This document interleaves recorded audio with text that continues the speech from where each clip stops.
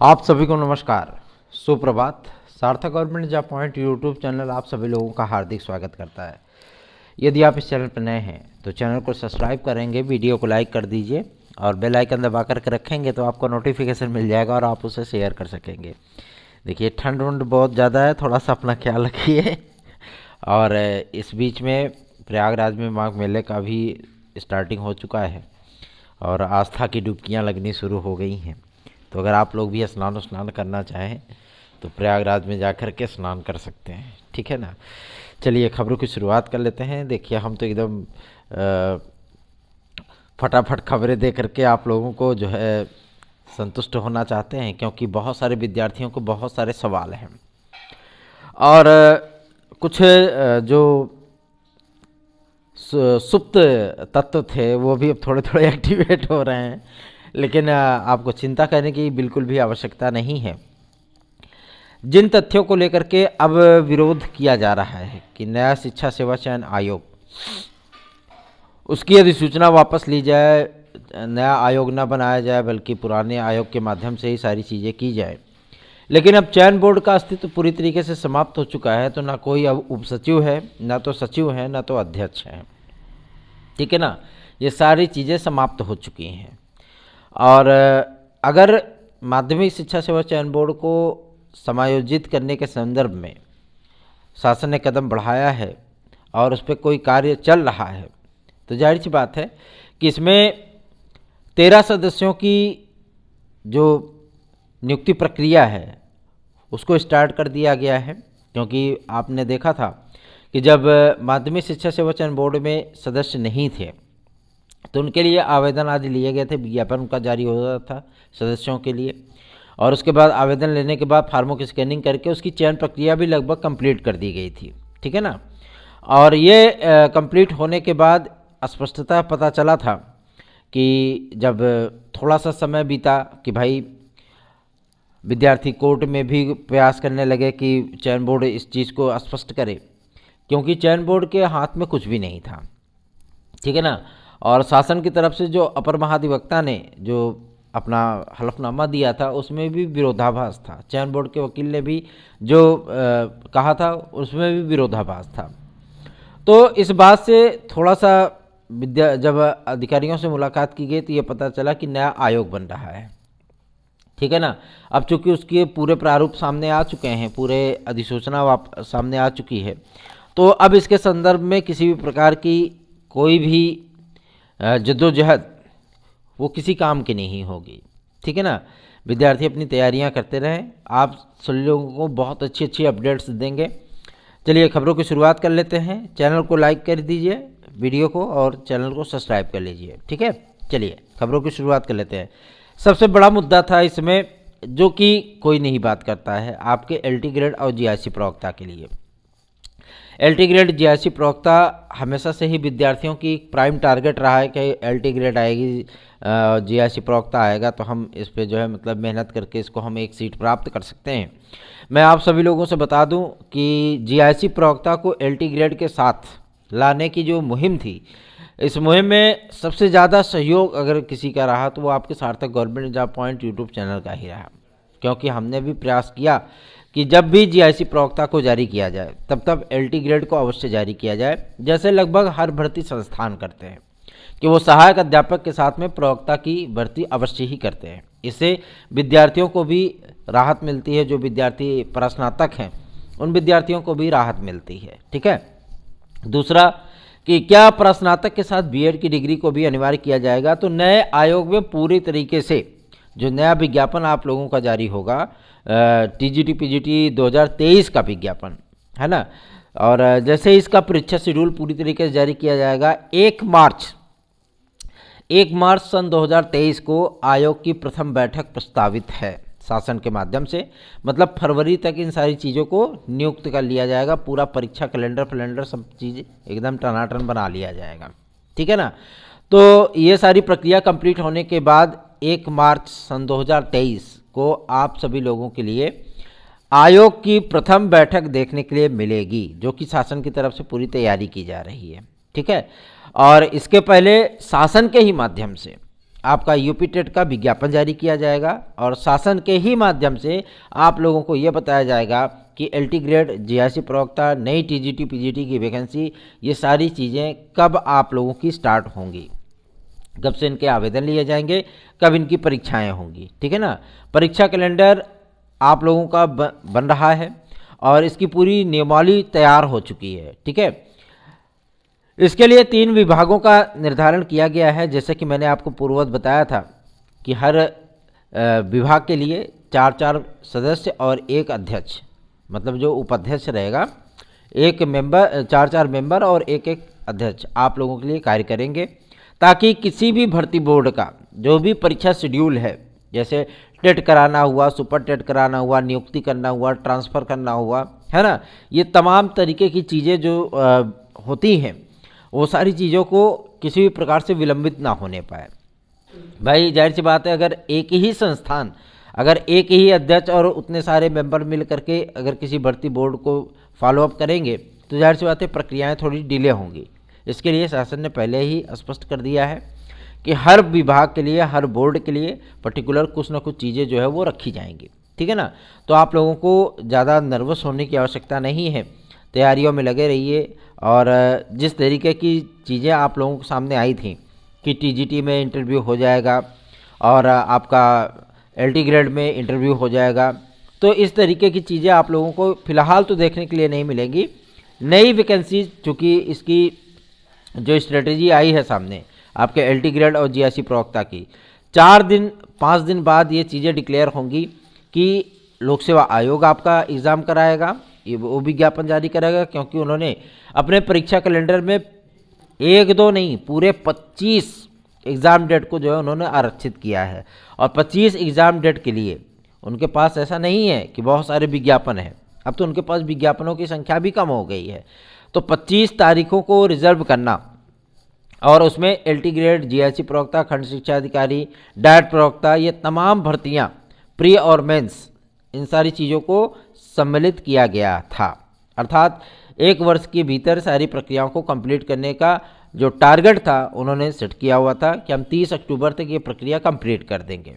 ठीक है। तो अब ये चीज़ें हैं कि किसी भी प्रकार की विवाद की स्थितियां ना उत्पन्न हो। ठीक है ना। विद्यार्थी किसी भी प्रकार से जो है मतलब कोर्ट और धरना प्रदर्शन आदि के झमेले में ना पड़े, बल्कि जैसे ही वो परीक्षा दें तय समय पे उनका परिणाम आना चाहिए, तय समय पे ही सारे कार्य होने चाहिए। और बहुत सारे लोगों का ये भी कहना है कि UPSSSC जैसे कार्य करता है वैसे ही आपका नया शिक्षा सेवा चयन आयोग भी कार्य करेगा। तो मैं आप सभी लोगों को बता दूं, नया शिक्षा आयोग जो उत्तर प्रदेश का बन रहा है, ये पूरी तरीके से एक वैधानिक संस्था होगी। ठीक है ना, कानूनी संस्था होगी और शासन का इसमें ज़्यादा इंटरफेयर नहीं होगा। जितने पदों का पद जो है पूरी तरीके से साइकिल चेन जैसे होती है ना, एक के बाद एक सारी चीज़ें बनी रहती हैं, वो पूरा सिस्टम पे अपडेट रहेगा। विद्यार्थी जब चाहे तो उसकी वेबसाइट पे जा करके पदों की पूरी सूचना देख सकते हैं, पूरी सूची देख सकते हैं कि कितने पदों के अध्याचन किस विभाग में आए हैं, एलटी में कितना आया है, जीआईसी में कितना आया है, टीजीटी में कितना आया है, पीजीटी में कितना आया है, ये सारी चीज़ें जो है वो स्पष्ट की जा सकती हैं। इसलिए आप सभी लोगों से मैं कहना चाहूँगा कि बेहतरीन तैयारियां करिए और पढ़ाई में लगे रहिए। किसी भी प्रकार से आप लोग जो है किसी भी गलतफहमी का शिकार ना हो। ठीक है ना। तो आप लोगों से एक रिक्वेस्ट और भी करना चाहेंगे, जिन चीज़ों को लेकर के आप सभी लोगों के लिए कार्य होता है वो बेहतर के लिए ही होता है। 50% को पूरी तरीके से जो है डिक्लेयर किया गया था, 50% अब किसी भी प्रकार की भर्ती परीक्षा में लागू नहीं किया जाएगा। ठीक है। और सबसे बड़ी और सबसे अहम बात यह है कि बीएड की डिग्री को अनिवार्य कर दिया गया है। अब बीएड के बिना जो है आप लोगों को किसी भी प्रकार की भर्ती परीक्षाएं देखने के लिए प्राप्त नहीं होंगी। ठीक है ना। बीएड की डिग्री आप लोगों के लिए अनिवार्य कर दी गई है। ठीक है। और इस बार हम लोगों का यही प्रयास है कि जीआईसी प्रवक्ता के लिए और आपके पीजीटी के लिए, जो पीजीटी आगामी समय में पीजीटी जारी होगी, जो माध्यमिक शिक्षा सेवा चयन बोर्ड जारी किया करता था, वो चीज़ें आप लोगों को बीएड की अनिवार्यता से बची रहें, ताकि प्रास्नातक करने वाले विद्यार्थी भी हमारे इससे लाभान्वित हो सकें। हालांकि तमाम मुद्दों को लेकर के हमेशा से ही आपका ये चैनल मुखर रहा है।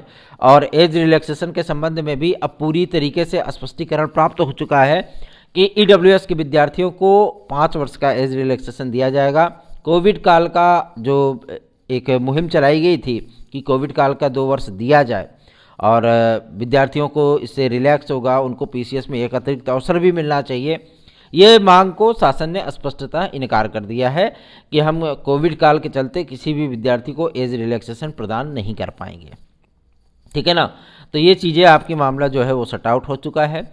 और जिस तरीके से चीज़ें बढ़ रही हैं आगे, आप लोगों को मैं बता दूं, ना आपका कोई नुकसान है नया आयोग बनने में, ना तो शिक्षा निदेशालय को जो है लखनऊ ट्रांसफ़र किए जाने में, ना तो किसी भी तरीके की जो है सूचनाएं एकत्र करने में आप लोगों को कोई कठिनाई का सामना नहीं है। कौन निप्रहो है हमें कहानी, ये वाली सिद्धांत को बिल्कुल भी अपने मन से निकाल दीजिए।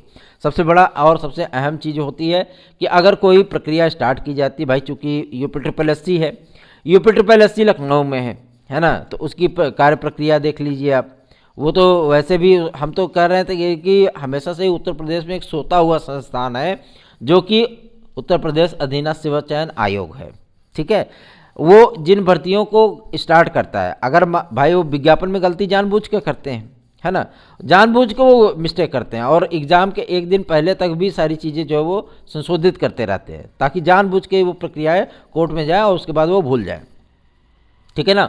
तो ये चीज़ें आपके आयोग में जो शिक्षा आयोग बन रहा है, ये चीज़ें ना होने पाए, इसके लिए भी पूरी तरीके से प्रयास किया जा रहा है। और रही बात आपके शिक्षा निदेशालय को लखनऊ ट्रांसफ़र करने की, तो ये एक अभी फ़िलहाल कोरी अफवाह है। इस तरीके की शासन ने कोई मंशा नहीं बनाई है और फिलहाल प्रयागराज को एजुकेशन हब बनाया जाएगा, लेकिन विभिन्न प्रकार की स्थितियों से आप लोगों को बचना होगा। माइंड को कंसंट्रेट करिए और अपनी तैयारियों में लग जाइए। सबसे बड़ी चीज़, यूपी पीईटी का जो परीक्षा परिणाम है उसको जारी करने के संबंध में अपने कार्य तेज कर दिए हैं और शासन की तरफ से मुझे उनको निर्देश प्राप्त हो चुका है कि आप मकर संक्रांति के पहले पहले तक परिणाम जारी कर दें। ठीक है ना। तो यूपी अभी पेट का जो संशोधित मतलब आंसर की है उसको जारी करने के संबंध में भी कार्य तेज किया है, क्योंकि भाई विद्यार्थियों को ये लगना चाहिए कि हाँ उनके कौन से आंसर की सही है कौन सा गलत है, सारी चीज़ें जो है उनको डिक्लेयर करनी चाहिए। तो मान के चलिए कि आंसर की बहुत जल्दी आप लोगों की आने वाली है और आंसर की के साथ 24 घंटे या 48 घंटे के भीतर आप लोगों का परिणाम भी जारी होगा। ठीक है, पहले आंसर की आपकी आएगी। तो इन सारी तथ्यों को लेकर के कार्य तेज़ी से आगे बढ़ाए जा रहे हैं और चूँकि ये वर्ष चुनावी वर्ष है तो प्रक्रिया बहुत तेज़ी से आगे बढ़ेंगी। इसके लिए आप लोग निश्चिंत रहिए। और विरोधी भी एक्टिवेट हो रहे हैं, है ना, जो विपक्षी दल के नेता लोग हैं वो भी एक्टिवेट हो रहे हैं। तो शासन ने भी सारी चीज़ों को देख करके और एक एक फैक्ट पे कार्य करना आरंभ किया है। आप लोगों को एक बात के लिए मैं और भी स्पष्ट कर दूं कि लेखपाल भर्ती परीक्षा का जो अंतिम परिणाम है वो परिणाम आप लोगों को 26 जनवरी के बाद देखने के लिए प्राप्त हो सकता है, मतलब जनवरी के लास्ट में देखने के लिए प्राप्त हो सकता है। क्यों? क्योंकि अभी तक इन्होंने कॉपियों का मूल्यांकन आज कल परसों ये 3 दिन के भीतर इन्होंने समाप्त किया, मतलब जो बीत गया है ना, इन्होंने 3 दिन के भीतर इन सारी चीज़ों को पूरा किया, मतलब कल की डेट में इन्होंने मूल्यांकन कार्य समाप्त किए थे। ठीक है, अब मूल्यांकन कार्य समाप्त किया है तो इसको भाई प्रक्रिया को थोड़ा सा तीव्र बनाना पड़ेगा, परिणाम बनाना पड़ेगा, मेरिट आदि बनानी पड़ेगी। हर वर्ग का, पहले तो ईडब्ल्यूएस का भी रिजर्वेशन नहीं था, अब तो सारी चीज़ें जो है स्पष्ट हो गई हैं, तो इन सारी चीज़ों को डिवाइड करना पड़ेगा। प्रक्रियाएं इसीलिए थोड़ी सी डिले होती है। मेरा ये प्रथम प्रयास है कि इस बार का एलटी ग्रेड और जीआईसी प्रवक्ता आपकी किससे लोक सेवा आयोग के माध्यम से ही हो। और लोक सेवा आयोग ने भी शासन से स्पष्ट कर दिया था कि हमने परीक्षा कैलेंडर में सारी चीज़ों को स्पष्ट कर दिया है, तिथियां रिजर्व हैं, आहर्ता आदि के विवाद तो कोई थे नहीं, विवाद इन्हीं परिस्थितियों का था कि नया आयोग कराएगा या लोक सेवा आयोग कराएगा। एक बार मैंने एक वीडियो में अपने बताया भी था कि लोक सेवा आयोग से अध्यासन वापस लेकर के इस नए संस्थान को दे दिया गया है। आप प्लेलिस्ट में हमारी उस वीडियो को देख सकते हैं, तकरीबन 1.5-2 महीने पहले, जब कि पूरी तरीके से सारी स्थितियाँ नॉर्मल थी, है ना। तो जो सूचनाएं मिल रही थी, ऐसा नहीं कि मतलब वो सिर्फ और सिर्फ रूमर था, ठीक है, लोग भले ही कुछ विरोधी एक्टिवेट होकर के कोई चीज़ें बोले, लेकिन हमारा जो उद्देश्य होता है वो केवल और केवल छात्र हित होता है। यदि आप सभी लोगों को TET C TET super TET TGT PGT LT JSC UP constable खंड शिक्षा अधिकारी UP triple SC DSSB KVS आदि के महत्वपूर्ण नोट्स चाहिए जिससे आपकी सफलता सुनिश्चित हो सके, तो उस सफलता को प्राप्त करने के लिए, एक सीट प्राप्त करने के लिए, टेट में सी टेट में सुपर टेट में 140 प्लस करने के लिए आप लोगों को सार्थक government job point YouTube channel का नोट्स लेना होगा, और वो नोट्स आप लोगों को 9721411385 पर प्राप्त होगा। दूसरा महत्वपूर्ण अपडेट, यदि आप लोग टीजीटी पीजीटी 2016-2021 में याची बनना चाहते हैं तो बहुत ही कम समय बचा है अब, ठीक है, आप लोग याची बन सकते हैं। धन्यवाद, आप सभी का दिन शुभ हो। निश्चिंत होकर के अपनी तैयारियां करते रहिए। आज बहुत सारी चीज़ें स्पष्ट होंगी, जिस तरीके की नियमावली वगैरह आयोग की जो नई आयोग बन रहा है उसकी नियमावली वगैरह आप लोगों के सम्मुख बहुत जल्दी ही आने वाली है। वेबसाइट भी लॉन्च होगी, मकर संक्रांति तक इस आयोग की वेबसाइट भी लॉन्च हो जाएगी, और विद्यार्थी हर तरीके की चीज़ें वो देख सकेंगे कि कितने अध्याचन आए हैं, किन किन विभागों में अध्याचन आए हैं, माध्यमिक में कितने हैं, टीजीटी में कितने हैं, पीजीटी में कितने हैं, एलटी में कितने हैं, जीआईसी में कितने हैं, है ना, प्राथमिक शिक्षक भर्ती के लिए क्या प्रक्रिया चल रही है, कितने पद रिक्त हुए हैं, कितने पद स्वीकृत हैं, कितने पदों पर अभी तक टीचर नियुक्त हैं, ये सारी चीज़ें आप लोगों को वेबसाइट पर उपलब्ध होंगी। तो जाहिर सी बात है कि कार्य बहुत तेज़ी से आगे बढ़ाए जा रहे हैं। ये चुनावी वर्ष है, इसमें कुछ ना कुछ बड़ा जरूर होगा, शासन ने इसका पूरा मन बना लिया है। तो बने रहिए सार्थक government job point YouTube channel के साथ। इस चैनल को सब्सक्राइब कर लीजिए, वीडियो को लाइक कर दीजिए। इंटरव्यू वगैरह की चिंता बिल्कुल भी छोड़ दीजिए, इंटरव्यू कुछ नहीं होने वाला है, ठीक है ना, और ना ही किसी प्रकार का माध्यमिक में टेट लागू होगा। ठीक, निश्चिंत होकर के अपनी तैयारियां करिए। धन्यवाद, आप सभी का दिन शुभ हो।